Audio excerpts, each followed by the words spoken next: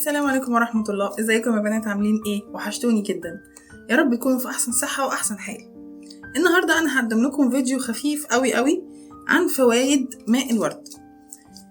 ماء الورد في ناس كتير قوي ما تعرفش فوائده، يعني ممكن تكون بتحسب ان هي مجرد مية بريحة الورد او بطعم الورد وخلاص ملهاش اي فايدة. لا، انا النهاردة جايلك بقولك ان مية الورد ليها فايدة كبيرة جدا، سواء كنت هتستخدميها لوحدها او ممكن كمان تضيفي عليها اضافات وتعملي منها ماسكات كتير جدا هتفيدك في كل حاجة، وانا دلوقتي حالا هعرفك ازاي. لكن قبل ما اعرفك ما تنسيش انك تصلي على النبي عليه افضل الصلاة والسلام، ولو اول مرة تشوفيني ما تنسيش الاعجاب بالصفحة. ويلا بينا حالا هعرفك على فوائد مية الورد. اول فايدة لمية الورد انك بتستخدميها كتونر للبشرة. يعني ايه تونر للبشرة؟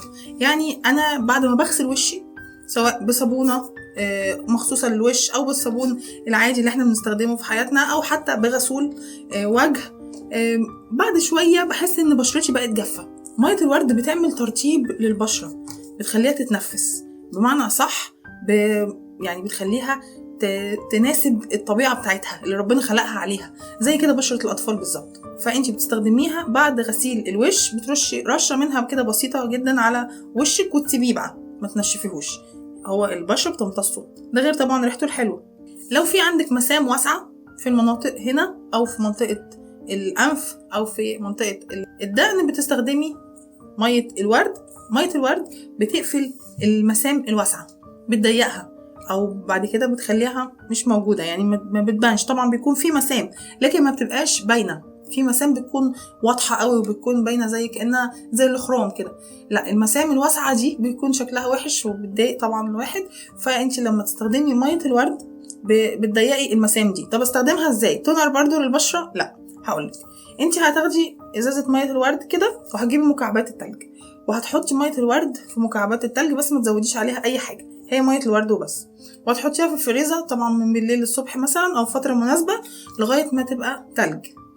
وبعدين هتستخدميها، هتجيبي مكعب التلج زي ما هو كده وهتمرريه على وشك لمدة ثواني يا دوبك بسرعة كده. الصدمة اللي هياخدها وشك من مكعب التلج والفايدة اللي موجودة في مية الورد هتخلي المسام الواسعة تضيق.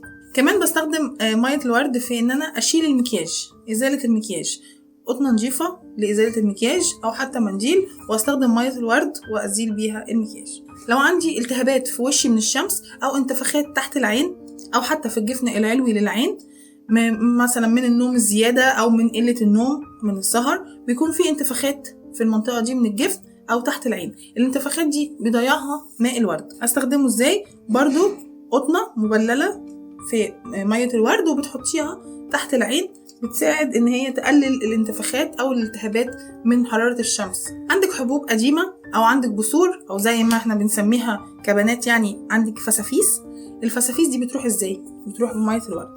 طب استخدمها ازاي؟ استخدميها كماسك. بتجيبي علبة زبادي وبتحطي عليها معلقة صغيرة من ماء الورد ومعلقة صغيرة من النشا وتقلبيهم وبتحطيهم على وشك وبتسيبيه لمدة نص ساعة لغاية ما البشرة بتتشربه تماما، وبعد كده بتغسليه بالمية الفترة عادي جدا من غير صابون من غير كيماويات من غير اي حاجة. بتلاقي البثور او الفسافيس زي ما قلنا الصغيرة دي بتبدأ ان هي تخف خالص وتتلاشى وكأنها مش موجودة. ممكن كمان نخلط ماء الورد بالدقيق الابيض. لو خلطتيه بالدقيق الابيض معلقة صغيرة من الدقيق الابيض ونص معلقة او معلقة من ماء الورد وتخلطيهم مع بعض ونص معلقة من العسل الأبيض. الخلطة دي خلطة رهيبة جدا للتفتيح البشرة، واحنا عملناها قبل كده مع بعض، وإن شاء الله بعد كده هجيبلك فوائد أكتر للعسل النحل. كمان ماء الورد بيزيل الرؤوس السوداء لو انت استخدمتيه هو وعسل النحل على بعض بطريقة بنسبة متساوية، يعني معلقة كبيرة من عسل النحل على معلقة كبيرة من الماء الورد وتقلبيهم مع بعض وتخلطيهم وتحطيهم على منطقة الأنف اللي هي فيها رؤوس سوداء. على طول بتلاقي الرؤوس السوداء دي بدأت تقل تدريجيا وبعد كده بتختفي تمام. ودي كانت أهم استخدامات لماء الورد. يا رب تكوني استفدتي معايا النهاردة، ويا رب إن شاء الله تطبقيها وتستفيدي بيها، وشوفك إن شاء الله في فيديو جديد على ألف خير، والسلام عليكم ورحمة الله.